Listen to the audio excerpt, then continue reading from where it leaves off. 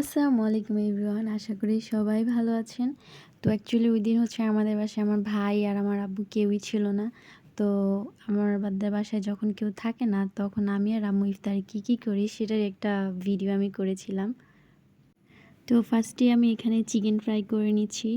Chicken ফ্রাইগুলো করার পর হচ্ছে আমি আরও আইটেম করছিলাম, কিন্তু ওগুলো হচ্ছে আমি ভিডিও ক্লিপ নিতে ভুলে গেছি। যাই হোক, এখানে আমি হচ্ছে নুডলস রান্না করছি, আর হচ্ছে আনারস, আর হচ্ছে তরমুজ, আর হচ্ছে এটা কি পেয়ারা, আর খেজুর, আর হচ্ছে শরবত। ও হ্যাঁ, আমি আরও একটা জিনিস করছি, সেটা হচ্ছে ডিম সিদ্ধ করছিলাম। এই ডিমটা আসলে আমি যখন সিদ্ধ দিছি, তখন হচ্ছে ডিমের ভিতর থেকে কুসুম সব বের হয়ে চলে আসছে। তাই পরে আমি এটাকে আবার পলিথিনে করে দিছি, যদিও তারপরেও হয়নি।